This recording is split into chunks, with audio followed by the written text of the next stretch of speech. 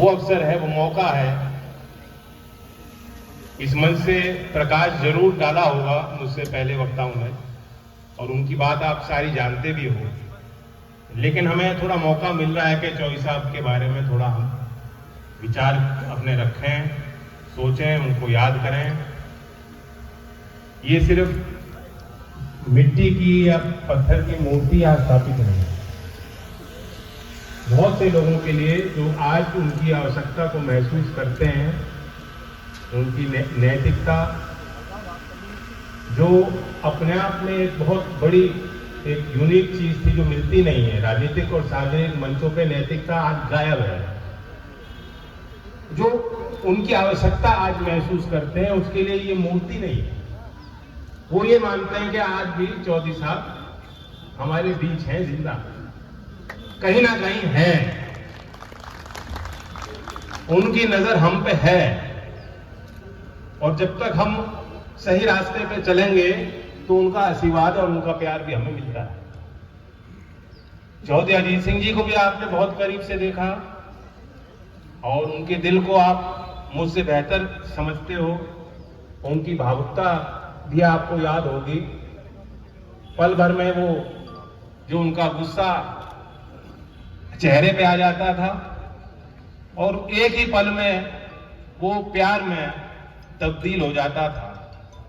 उनकी डांट भी लोग, हमारे कार्यकर्ता कभी तुगलक रोड पे आए और चौधरी अजीत सिंह जी ने डांट दिया तो घर लौटते लौटते मानता था कि आज मुझे आशीर्वाद पूरा मिल गया। और किसानों के लिए समर्पित। सुबह 4 बजे उठना अनुशासन का उनका जीवन था। रोज 2 घंटा वो पढ़ते थे। दुनिया की क्या गतिविधियां हो रही हैं, आर्थिक और सामाजिक, राजनीतिक, सभी विषयों पर उनका गहरा अध्ययन। आज उनको भी मैं याद करता हूं। और संजय चौहान जी, उनकी स्मृति हमारे बीच में है। चंदन का वही शरीर, वही स्वरूप, और वही मुझे लगता है कि एक चंचल सा व्यवहार लगता है चंदन में। इनके पिताजी संजय जी के साथ मेरा सौभाग्य था कि मैं पार्लियामेंट के उस टर्म में उनके साथ था। आजकल लोग बहुत लोभ और लालच के पीछे दौड़ते हैं। उन्होंने बहुत कुछ देखा, लेकिन उनको वो चीज मोटिवेट नहीं करती। उनकी कोई जिद नहीं थी कि मैं चुनाव लड़ूंगा, मेरी टिकट मुझे मिल जाए, कहीं से भी मिल जाए, कैसे भी मिल जाए, चुनाव लड़ना ही है मुझे मंत्री बनना है, लाल बत्ती चाहिए मुझे। ऐसी कोई भी उनके अंदर इच्छाएं, ख्वाहिशें नहीं। सेवा भाव के अंदर उनके अंदर था, ईमानदारी उनकी थी, जो बोल देते थे वो करते थे। हल्की बात कभी मैंने उनके मुख से सुनी नहीं। और चौधरी अजीत सिंह जी उन पर गहरा विश्वास करते। इससे बेहतर प्रमाण पत्र किसी को मैं दे नहीं सकता। तो मैं उनको भी आज याद करता हूं, श्रद्धांजलि देता हूं। किसानों की मैं बात करूं तो आज जो भी स्कीम्स चल रही हैं देश भर में, सिर्फ उत्तर प्रदेश में नहीं, राष्ट्रीय स्तर पर, दूसरे राज्यों में, अगर आप थोड़ा सा भी अध्ययन करेंगे तो आपको लगेगा कि आज भी जो सारी योजनाएं गांव के ग्रामीण विकास के लिए और आपकी बेहतरी के लिए जो बन रही हैं, उन पे छाप चौधरी चरण सिंह जी की है। नाबार्ड की स्थापना उन्होंने करी, ग्रामीण विकास मंत्रालय उनकी देन है। गांव के विकास के लिए कोई निधि, कोई कोष, कोई योजना, कोई मंत्रालय नहीं था। देश में पहला पुलिस आयोग उन्होंने स्थापित किया। पहली बार केंद्रीय कर्मचारियों को रेलवे में बोनस उन्होंने दिया। कितने काम, अनंत। अनुसूचित जाति के लोगों के लिए आरक्षण की व्यवस्था उन्होंने की। जब पटवारी हटा के लेखपाल की भर्ती उन्होंने की। अपनी भूमि का मालिक बनाया भूमिहीन काश्तकारों को। तो बड़े बड़े उन्होंने काम किए हैं। नरेगा जैसी योजना जो आज चल रही है, उसकी जड़ें भी चौधरी साहब के एक प्रयोग था जो उन्होंने लागू किया।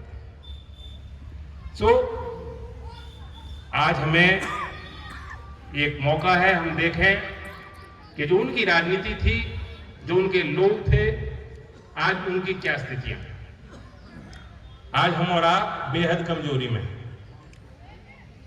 इस देश में दोहरी व्यवस्थाएं, जो देश के स्वतंत्रता के बाद भी, लोकतंत्र स्थापित होने के बाद भी, संविधान के लागू होने के बाद भी दोहरी व्यवस्थाएं, दोहरे मापदंड जो कभी कभी आप महसूस करते थे, वो आज भी जीवंत है।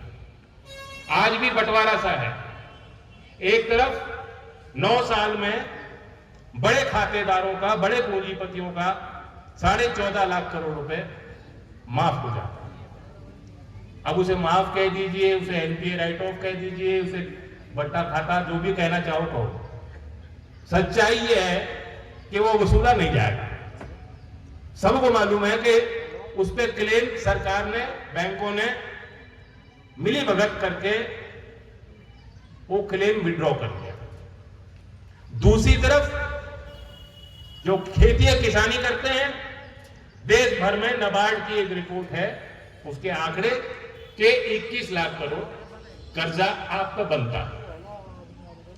एनएसएसओ के जो पिछला राउंड हुआ 2018 का जो आंकड़ा था, जो 2019 में वो प्रकाशित हुआ, उसकी आप माने तो हर किसान परिवार पे 74,000 रुपए का कर्ज है। मैं मानता हूं कि यहां जितने लोग बैठे हैं, इससे ज्यादा कर्जा आप सबसे होगा, है कि नहीं है? अब आपकी फसल खड़ी है, मिल 1 साल पीछे है पेमेंट में, सरकार पल्ला झाड़ देती है कि ये तो निजी मिल है, हम क्या करें। जब चुनाव था यहां बिजनौर में, यही लोग आए थे, इन्होंने कहा था कि चौधरी चरण सिंह की स्मृति में उनका सम्मान रखने के लिए हम जो गन्ने की खेती करते हैं, जो किसानी करते हैं, उनके लिए कोष बनाएंगे।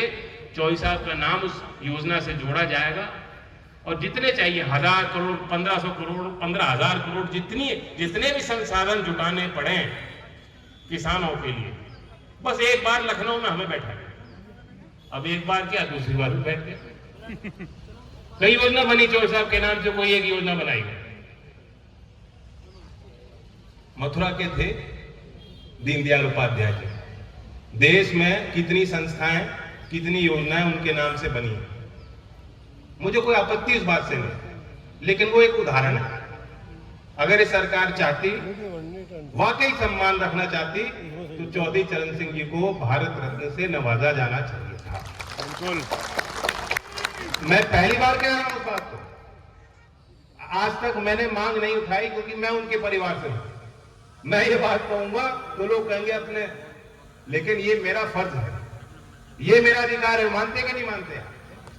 ये मैं आपकी बात कह रहा हूं, और ये इसका संज्ञान सरकार को लेना चाहिए। जो उनका ड्यू है देश के इतिहास में, जो उनके बारे में जो अध्ययन आज होना चाहिए, वो अभी तक नहीं हो पाया। उन्होंने जो लेख लिखे, जो किताबें लिखी, जो उनके विचार थे, जो उनके भाषण थे, विधानसभा में जो उनके भाषण हैं, मैं मानता हूं अभी तक उनकी पुस्तक नहीं छपी। किसान ट्रस्ट ने टीम बना के भेजी थी और उत्तर प्रदेश विधानसभा के सचिवालय से पूरी उन्होंने डेटा निकाला, कोई किताब नहीं छपी कि यूपी में विधानसभा में उनकी ये स्पीचेस है। पार्लियामेंट में भी शायद, पार्लियामेंट लाइब्रेरी में मैंने जाके पूछा है, ऐसी कंपाइलेशन पार्लियामेंट में भी नहीं है। चलो मैं मानता हूं कि संसद, केंद्रीय राजनीति में चौधरी साहब देर से आए।